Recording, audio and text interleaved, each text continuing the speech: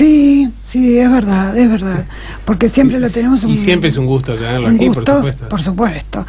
El ex ministro de Trabajo, que fue mi jefe también, ex ministro de Trabajo de la provincia de Buenos Aires. Pero también que compartió el gabinete con el invitado que se con el invitado previo. Claro, yo fui jefe de gabinete de Alfredo cuando fue ministro de Trabajo. Claro, ¿viste? Jefe de gabinete del Ministerio de Trabajo, claro. Y después él fue de jefe de gabinete de la Nación, del jefe de gabinete de ministro, y yo fui como subsecretario de un nombre raro, tenía la subsecretaría de consolidación de la democracia, algo así.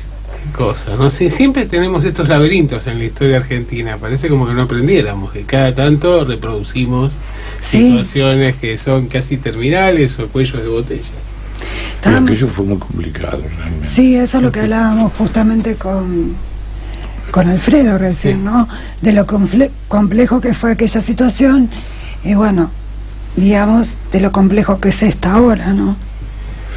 Es verdad. Bueno. Tal vez ahora sea más compleja porque en aquel momento sí fue una crisis, con un repudio a la clase política, que se vayan todos, la desesperación de la clase media de que le habían quedado los fondos en los bancos, la necesidad de implementar un plan contrarreloj como fue el plan Jefes y Jefas. Es cierto, es verdad. Lo tuvimos que implementar nosotros desde el trabajo, con la colaboración del ANSES, que no se sabía si se iba a poder pagar, no se sabía si el sistema informático del ANSES iba a soportar la sobrecarga, porque en 3-4 meses le agregaron 2 millones de beneficiarios. No se sabía si el sistema bancario iba a responder a la altura de las circunstancias. Afortunadamente el sistema informático del ANSES resistió. Apareció la plata como consecuencia de que se disparó el precio de la soja. Claro. Y los bancos respondieron. Incluso hubo un equívoco, porque en un primer momento el Banco Provincia quería cobrar comisión por el pago del plan Jefe y Jefa, entonces se lo dejó fuera del... Luego, evidentemente, cuando se enteró Felipe Solá, que era el gobernador, dijo: no, es un disparate que cobremos comisión cuando en realidad nos están subsidiando la población. Entonces corrigió, y la primera cuota del primer mes se pagó vencido en mayo del 2002 y el segundo mes se pagó adelantado en mayo del 2002.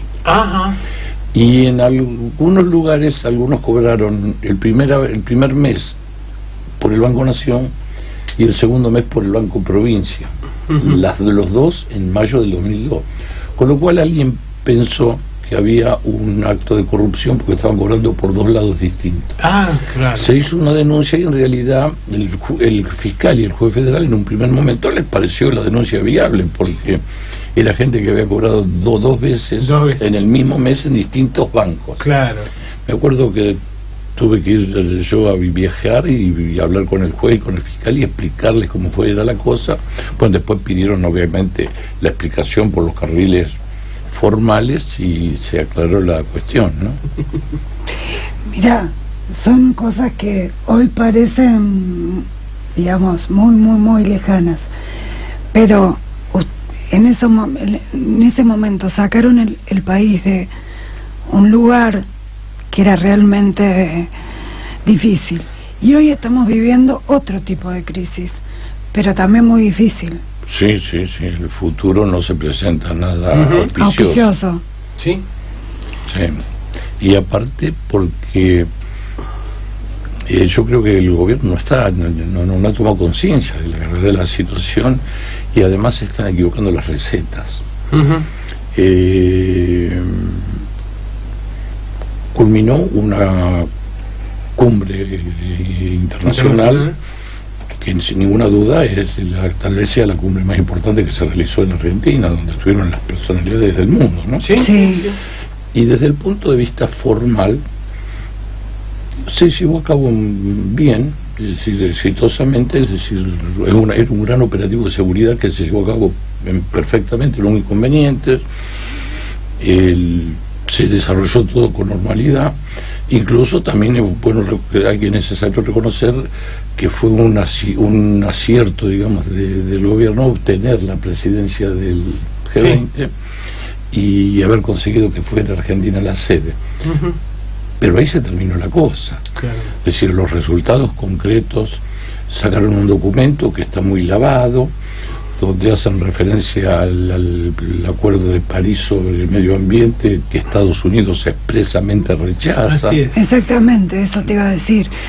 Es la primera vez que en una cumbre de jefes de Estado no se repudia el proteccionismo.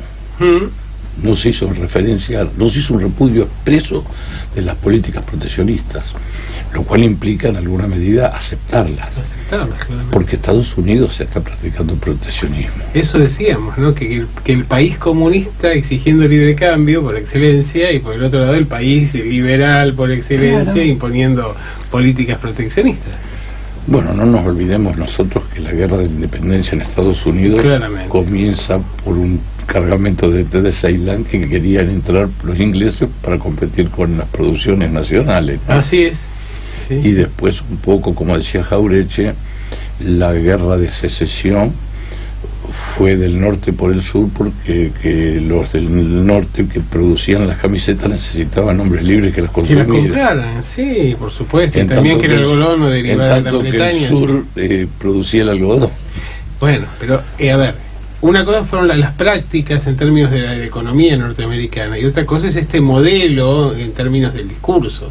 Y ahora las prácticas siguen siendo proteccionistas, pero además hay un discurso que lo acompaña. Parece que ese es el cambio. Coincido, sí, aparte un proteccionismo más duro. Mucho más duro, mucho más duro. Tenés unas notas ahí, me parece. No, es un par de apuntes nomás. Me hacía referencia a esto del proteccionismo, que es una de las características de la reunión cumbre, sí. Y también del Acuerdo de París sobre el cambio climático, que fue rechazado por Estados Unidos en forma expresa. Trump directamente no cree en el cambio climático, en ninguna política de medio ambiente, la rechaza y dice que es simple y llanamente un invento. Así que puede esperarnos en estos años de que no se lleve a cabo nada en su país. Los japoneses, por su lado, rechazan toda prohibición de pesca de ballenas. Así es, sí. Y hacen caso omiso. Y en aguas internacionales la siguen pescando, cuando están en peligro de extinción. Claro. En fin, son posiciones. Yo creo que la conveniencia económica y la conveniencia política marca las actitudes, más allá de algunas cuestiones que tendrían que ser de tipo principista, pero que brillan por su ausencia. Es así. El mismo gobierno francés, en la reunión que tuvo su titular con Macri, omitió pronunciarse sobre el libre comercio entre el mercado común europeo y el Mercosur. Así es. Argumentó que quería saber la posición que iba a asumir el gobierno brasilero, que está a punto de asumir. Pero en realidad yo creo que es más para una gestualidad hacia los productores agropecuarios franceses, que no quieren saber nada del libre comercio entre la Comunidad Económica Europea y el Mercosur, porque ellos tienen protecciones sobre su... De hecho, ya están estudiando la suba de las aranceles al biodiesel. Así es. Nosotros, en cambio, estamos a contrapelo de todo esto y nos abrimos nuestra economía. Sí.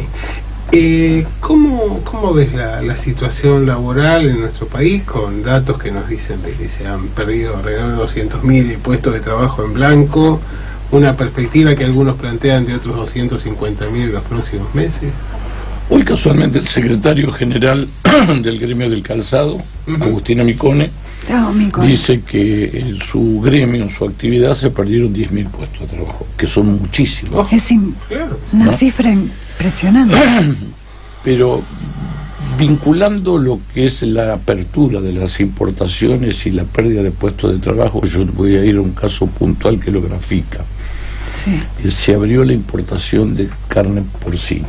Así es. Están en riesgo de desaparición unos 10.000 criaderos de cerdo.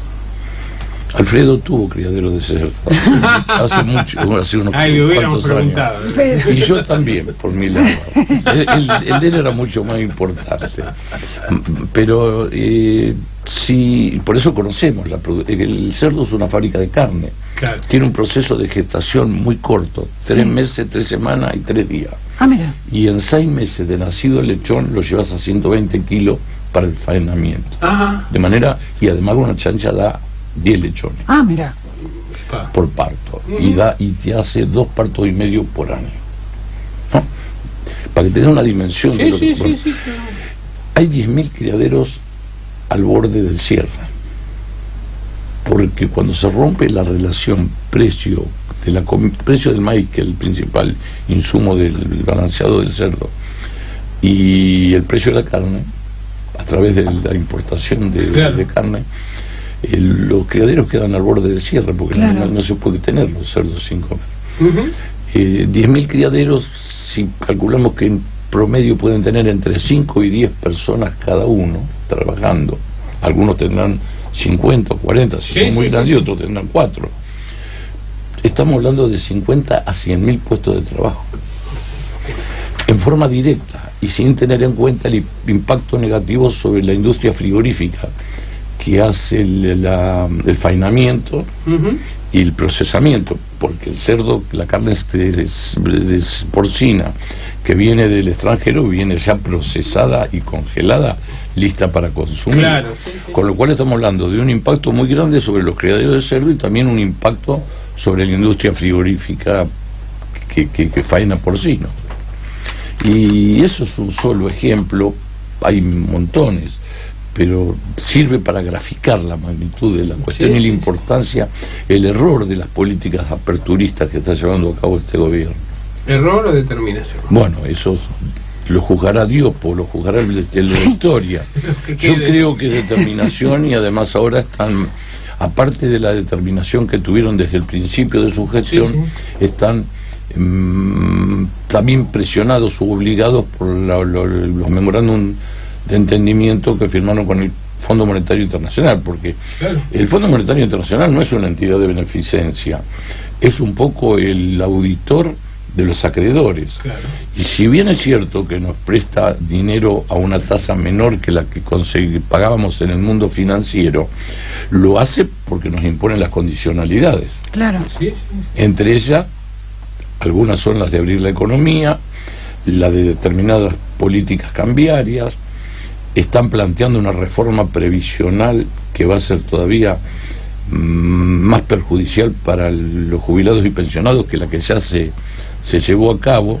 Sí, sí. Y respecto de cuya constitucionalidad hay muchos reparos. Hubo algunos pronunciamientos que dijeron que el principio de progresividad que está contemplado en un convenio de derechos humanos, económicos y sociales que la Argentina ratificó, y que el artículo 75, inciso 22, creo que es de la Constitución Nacional, le da rango supralegal, implica que no se puede modificar a la baja las condiciones de la previsión de seguridad social, Así del es. trabajo, etcétera.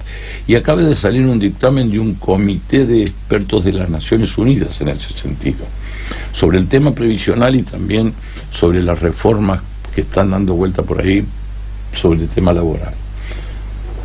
Realmente, ¿cómo ves el panorama 2019 frente a lo que vamos a tener que vivir, que es una elección con el gobierno que no da pie con bola? Ya lo dicen los que eran más acérrimos defensores de las políticas neoliberales del macrismo, pero con un peronismo que todavía no logra unificarse. ¿Cómo ves vos? Bueno, yo por un lado veo que el primer semestre del año 2019 va a ser muy duro en lo económico, en lo laboral. Y, aparte, hoy todos los indicadores económicos, sociales y laborales, si comparados con los que existían en diciembre del 2015, cuando asumió Sí. Macri, han empeorado. Y han empeorado Cierto. mucho. Es cierto. La inflación, el desempleo, la pérdida de poder adquisitivo del salario, la pobreza, sí, lo que queremos buscar. Y por otro lado, se están manejando con unas eslogan que no se corresponden con la realidad.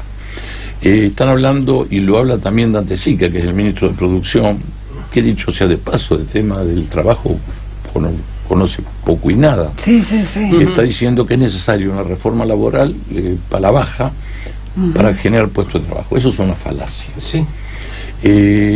Una reforma laboral, aunque llegues al costo cero, si estamos con recesión y estamos con una economía con recesión, con inflación y con constante pérdida de puestos de trabajo y pérdida del poder adquisitivo del salario y pérdida del poder adquisitivo de las jubilaciones y pensiones, las pequeñas y medianas empresas, que son las grandes dadoras de mano de obra en nuestro país, no quieren un trabajador ni gratis, porque no tienen para qué producir. Claro. Entre que están ahogadas por las tarifas, que la recesión y la caída del consumo hace que tengan menos demanda. ¿Para qué quieren trabajadores? Bueno, las pymes han caído de manera... Para generar puestos de trabajo hay que cambiar las políticas macroeconómicas. Claro. El pretender encontrar la solución en la simpleza de una reforma laboral a la baja es una falacia. De la misma manera, otro tema importante del mundo del trabajo es el trabajo no registrado. Tenemos en este momento prácticamente la mitad del trabajo privado no registrado, porque estamos con un índice no registrado del 40%. Si tenemos en cuenta que un 20% del empleo es del sector público nacional, provincial y municipal, nos queda que tenemos un 40 registrado y un 40 no registrado, exactamente la mitad en el sector privado. Y para que haya esa magnitud de trabajo no registrado, no es un problema de la legislación laboral ni de hacer un blanqueo como propone el presidente y está en el proyecto de reforma. Es una cuestión de economía en negro, no de trabajo en negro, porque si no, ¿de dónde sale el volumen de plata necesaria para pagar esos salarios en negro? Hay algunos sectores que sí se pueden corregir por otras vías, que son, por un lado, las trabajadoras de casas particulares, a las cuales, entre otras cosas, no entiendo por qué no se las incluyó en el bono de los 5.000 pesos. Claro. ¿No? Claro. Porque eso no impactaba fuertemente en ningún sector empresario, se atomizaba en los empleadores, que son... Bueno, no se quiere incluir a los jubilados. Bueno, pero también, pero las casas de casa particulares ni siquiera le costaban al gobierno. Sí, claro. Y hubieran impactado favorablemente en el mercado interno, porque era una masa de dinero que se volcaba al consumo y que hubiera beneficiado a las pequeñas y medianas empresas. Claro. Nadie me sabe explicar. Corrigieron la situación de los trabajadores rurales, pero no corrigieron las de las amas de casa, las de casas particulares. Espero que alguien escuche esto y que les diga también, que los haga entrar en razones de lo corrijan. Y en ese universo, sí, el trabajo no registrado requiere políticas de persuasión, de inducción, porque en realidad, y de esclarecimiento, muchas trabajadoras no quieren ser registradas por temor a perder la asignación universal por hijo. También. Y no la pierden, pero descreen cuando le dicen que no la pierden, porque le han macaneado tanto que hasta que no una de ellas no se registra y ven que la sigue cobrando, no te creen. Claro que sí. Nosotros lo vivimos eso y conseguimos llevar el nivel de blanqueo de ese sector de un 10% a un 30%, pero habría que haber seguido con esa política y no se siguió. Pero el resto es economía en negro, la inmensa mayoría. Un blanqueo como el que se propone, que tiene además un montón de deficiencias porque es un blanqueo a costa del trabajador, un blanqueo como el que se propone puede llegar a inducir a blanquear alguna pyme que tenga 10 trabajadores, de los cuales tiene 8 en blanco y 2 en negro, y regularice todo, ahí puede tener algún efecto, pero para lo macro, lo grueso, no va a impactar para nada. Yo te hago una última pregunta porque se nos está terminando el programa, pero quería tu reflexión, porque no sé si viste, Cacho, que la gobernadora ha firmado un decreto en la que da de baja las plantas transitorias. 10.000 personas se calcula que van a quedar sin trabajo. Yo quería tu reflexión al respecto, ya que fuiste ministro de Trabajo y se promovía al contrario, se promovía que que planta transitoria, planta permanente, tuvieran mayores derechos. Acá no solamente se pierden derechos, sino se pierde el trabajo directamente. En realidad hay una deformación del empleo público. La Constitución Nacional establece la protección contra el despido arbitrario para el trabajador privado y la estabilidad en el empleo público. Sí. Y la ley 10430 dice que transcurrido un año obtendrá definitivamente la estabilidad. Se inventó esto de la planta transitoria. En realidad, nosotros durante nuestra gestión pasamos a planta permanente mucha cantidad de trabajadores porque era una situación irregular y había que regularizarla. De la misma manera que se blanquearon enfermeros y enfermeras que estaban como pasantes o con situaciones de claro fraude laboral, pero un número, no tengo presión, pero superaba los 5.000 agentes. Y ahora va a quedar sin renovársele la planta transitoria gente que hace 10, 15 años que está. Claro. ¿Sí? Yo me quedo con la tranquilidad de que en el Ministerio de Trabajo habíamos pasado prácticamente a todos a planta permanente.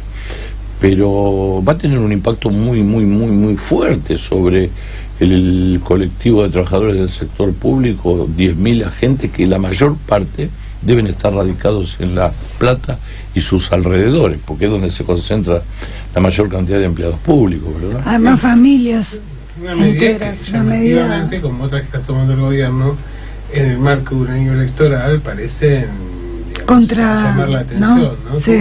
¿Cómo pensás que podría contrarrestar esto? ¿Por qué? Y yo creo que tenemos un camino solo: la unidad del peronismo, la conformación de un frente nacional. Sí.